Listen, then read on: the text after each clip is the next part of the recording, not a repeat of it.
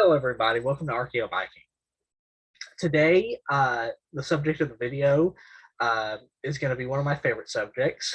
It is part of one of the regions I am going to graduate school for next year, that being the history and archaeology of East and Central Asia, specifically uh, Chinggis Khan, a famous Central Asian conqueror from the 11 to early 1200s, more commonly known as Genghis Khan or Chinggis Khan, but he's more properly known as Chinggis Khan, as in Mongolian the K is silent. And the even more specific subject of today's video is debunking common myths about this conqueror.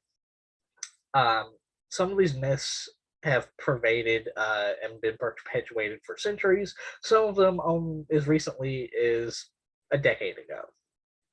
So, what to do? Who is Chinggis Khan? Well, Chinggis Khan was born Temujin in 1158 in modern-day Mongolia.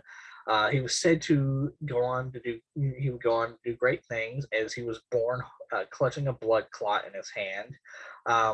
He was the eldest of his siblings from his mother Hulun, but he did have two older half siblings from his father Yuskai's first wife.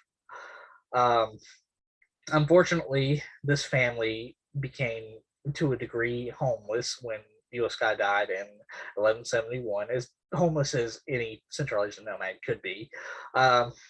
Until about 1184, when, through a variety of reasons, including but not limited to making alliances and also going to battle to rescue his primary wife, Borte, Chinggis began the unification of the tribes of Mongolia, finally succeeding in uniting them in 1206. Then, excuse me, in 1207, he began a series of conquests of kingdoms throughout the region. Zhezhia and Jin in modern-day northern China, the Kara Hittite in modern-day southern Russia and northern Uzbekistan and Kazakhstan, and then the Khwarezmian Empire in modern-day Iran, Afghanistan, and southern Uzbekistan and Kazakhstan. Eventually, he died in 1227 at the age of 69. So what is this? What are these myths? Well, one of them is the most common myth that you hear online, or one of the two, is that 1 in 200 men around the world, not just men, but for the sake of the hypothesis it mentions men, are descended from Chinggis Khan, as you can see in this map here. However, why is this a myth? Well, one, the original paper didn't really use direct evidence of this descent. It just sort of assumed based off of the haplogroup they found. And what I mean is they didn't really go to any of the modern day families who do actually claim descent from Chinggis Khan. So they didn't actually test them whatsoever.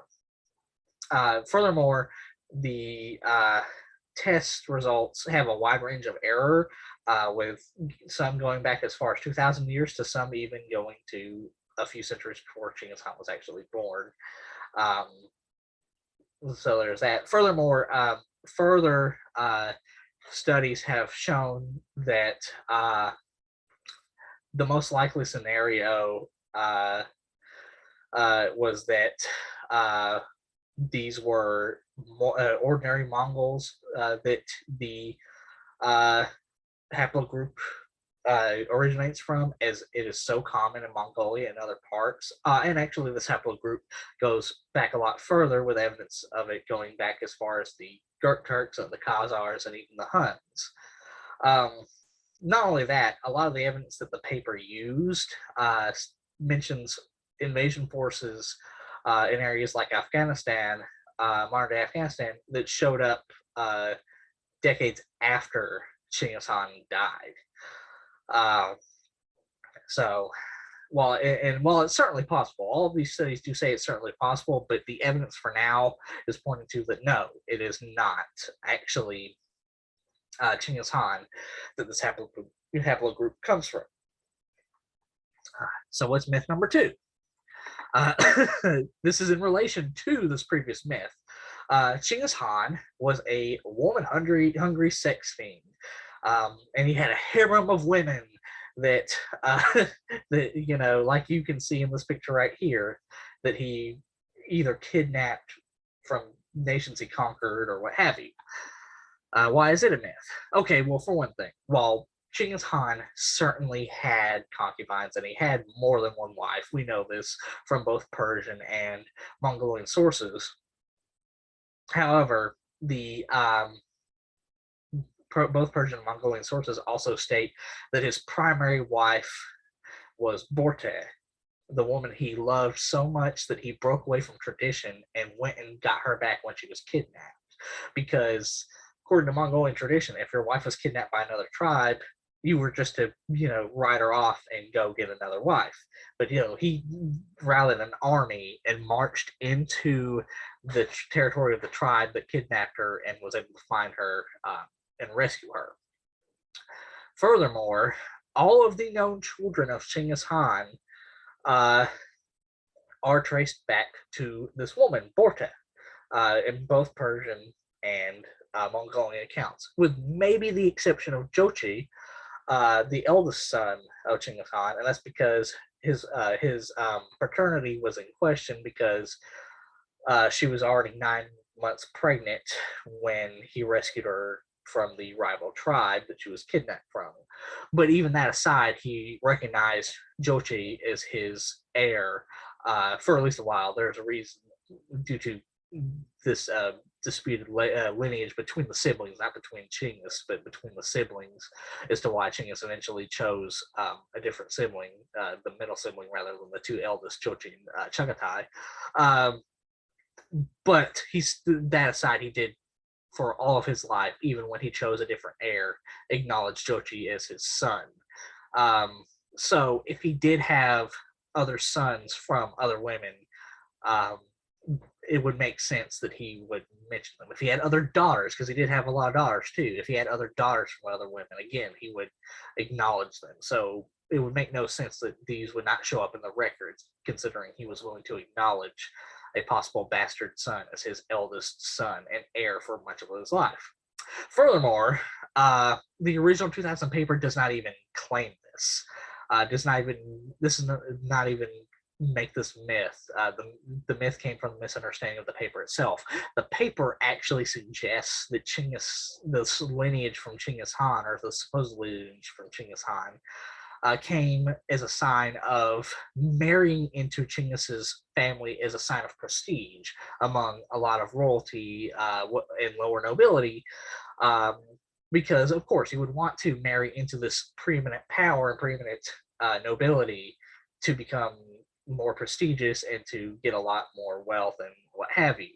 So it was from marriage as a sign of prestige and political power rather than rape and pillaging. Okay, so the third myth. Chinggis Khan killed over 40 million people and caused global cooling, are known as the Little Ice Age, which you can see right here in this picture of London, supposedly happening. Well, I mean, it did happen. The Little Ice Age did happen, so let me clarify, it did happen. However, what didn't happen was Chinggis Khan killing over 40 million people. First of all, the reason it's a myth is because most of the casualties, most of the conquests were responsible for these proposed casualties happened decades after Chinggis was already dead, under his sons Ogedei and his grandsons Hulagu, Manke, and Batu. So that right away means that he was not the one responsible. Furthermore, later studies have shown that this this global cooling that was caused by supposed massacres was actually already happening by the time the Mongol conquests were occurring. Um, and in fact, they've been happening for a while. And while the Mongol conquest certainly helped it to a very, very small degree, most of them of the conquests that were mainly attributed in the main modern studies to this climate change event were attributed to conquest and colonization events during the colonial period of Europe, as well as the Ming Dynasty and Qing Dynasty China. And not the Mongol Empire or the Turks or any previous empires, even the Muslim Abbasid and Umayyad caliphates that were conquering large swaths of land themselves. So, no, this is not true. Sorry, it just didn't happen. Myth number 4. Chinggis Khan was a bloodthirsty warrior who committed genocide. And this is a recent one I came across in an argument with a historian who, frankly, well, I'm not going to mention his name, but I question his credentials because he ignored quite a few academic papers I provided, including the academic papers on the climate change, in which I will cite. But that aside, why is it a myth? Well, for one thing, again, like the last myth, most of the conquests responsible for the casualties stated happened after Chinggis Khan was already dead. Again, under Hulagu, Mankey, Kublai, and Batu, his grandchildren, as well as his son, Ogedei. For example, one of the bloodiest Mongol massacres and destructions on record, the siege and destruction of Baghdad in 1258, was performed by Hulagu. Chinggis Khan died in 1227, and that's not even accounting for the European conquests by Batu in the 1240s. So again, none of these happened in the life of Chinggis Khan. Furthermore, Chinggis Khan, according to both Persian and Mongol sources, only invaded 4 countries in his lifetime. Those being the Shih kingdom of modern-day northwest China, the Jin kingdom of modern-day northeast China, the Karahitai of modern-day southern Russia and northern Kazakhstan and Uzbekistan, and the Khwarezmian kingdom or empire, whichever you want to call it, in modern-day Iran, Afghanistan, and southern Uzbekistan and Kazakhstan.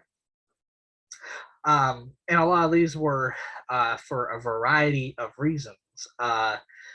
He invaded the Zhezha kingdom because, according to the sources, because one, a political rival from one of the tribes he had battled in the Unification War had fled and was looking for help from the Zhezha kingdom, who at the time still was more powerful than Chinggis's Mongol army, as well as the fact that the Zhezha kingdom made a business out of kidnapping Mongols on the steppe and selling them into slavery. And then he invaded the Jin kingdom because the Jin ruler sent an emissary to him and threatened him to bow in submission to the Jin emperor, or they would invade. And Chinggis Khan had according to the sources, had every bit of reason to worry about this because the previous Han of the Mongols, who had united not all but half of the Mongols, had sworn fealty to the Jin kingdom and was eventually betrayed and executed by the Jin. Now, there's a caveat to that. Of course, he probably invaded these kingdoms because Mongol and other steppe cultures have a rich tradition of invading China for loot and pillage and also tribute. So I'm not going to discount that at all. I'm sure he had that planned. But again, both the Persian and Mongol sources do also state these other reasons, those being the slave trade and political rival who fled to the Zhezha kingdom, and the threat of invasion from the Shing kingdom. And then the Karahitai, again, was another, like the Zhezha, was conquered by the Mongols because yet another political rival from one of these tribes he had battled in the Unification War had fled to the Karahitai. And this is also interesting because Jebe, the general sent there, was viewed as a liberator by the kingdom of Karakatai because that political rival had become taken over the kingdom and had become a tyrant. Again, this is both according to Persian and Mongol sources. Now, so there's some bias possibly, but it's the still can assume some degree of accuracy. So not really a bloodthirsty conquest when you're seen as a liberator. And then finally, the Khorasan Empire was invaded for uh, a couple of reasons, mainly because Chinggis Khan had sent emissaries to the Khorasan Empire, stating that where he was the emperor of the Khorasan Empire was the king of the West, and Chinggis Khan was the king of the East, and that they should trade. And the emissaries were executed. Which was a big no-no for Chinggis Khan. Again, Chinggis Khan didn't invade at that time. He sent more emissaries who were then even more executed, and the Khorasan emperor, or Shah, as more properly, refused to turn in the governor who committed these killings. So Chinggis Khan decided, in retaliation, to invade and conquer this kingdom.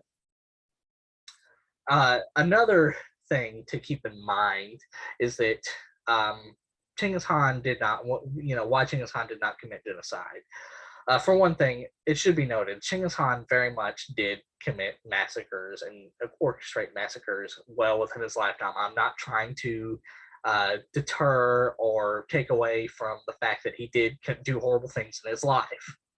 He did massacre all the men of fighting age and tribes during the Unification War, and take control of the rest of the tribe and such. And he did commit massacres during the conquest of the Khorasan Empire, as well as the Shih Empire. He broke a dam and flooded cities, and he starved out cities and such. I'm not trying to ignore that at all. However, what he did should not be called genocide. For one thing, one of his most common orders was not to necessarily harm the civilian populace. He often ordered his generals to spare the civilian populace under threat of severe punishment if they disobeyed his order, which occasionally they did. So he made it one of his key goals not to slaughter the populace of a kingdom. That being said, I should also say that this was not out of the kindness of his heart. I'm not saying that either. He was a conqueror. However, what he was doing was his favorite tactic was to send the inhabitants of villages and smaller towns that were destroyed into larger cities and overpopulate the cities, so that they would begin to starve and have infighting and such. So it would make it easier for him and his armies to lay siege to the cities. So again, I'm not trying to justify his actions, but all I'm trying to do is say that his actions do not fit under the definition of genocide, and he very much did not, for the most part, try to massacre entire populaces. Again, there were a couple of massacres he did, even in the Khorasan Kingdom, but oftentimes for example, when his son and one of his generals disobeyed his order to not harm the civilian populace, they were both severely punished. And furthermore, he also, after he conquered kingdoms, they were known to have less taxes and more religious freedom than previously. Also, it should also be noted that one city that he and the Mongols massacred was only 15,000, whereas Napoleon and Julius Caesar and other people massacred cities ranging from 17 to 30,000. And that's not to say anything about the Shih and massacres initiated by Edward the Black Prince during the 100 Years' War. Furthermore, a lot of these casualties have been chalked up by modern scholars as possibly just bad census data. is during the time of conquest, China, for example, had trouble taking a census of its population. So it may well be that several 100,000 or more people were just simply not taken into the census account of the census because of the conquest rather than have been massacred. So this is why Chinggis Khan was not quite as bloodthirsty as his moniker and his reputation would like to make out, and why the fact that his actions should not be considered under genocide, the definition of genocide. All right, the final strategist, the final myth, and it's another fairly common myth that I've come across from an academic whom I have not personally engaged with, but I have seen and read his work. And again, I don't want any hate to go towards this academic, so I'm not going to bring up his name. And he is very brilliant, and he makes up a lot of good points. However, this is not one of them, and that is that Chinggis Khan was not a brilliant strategist. Simply, he was a great unifier, and he brought a lot of people together.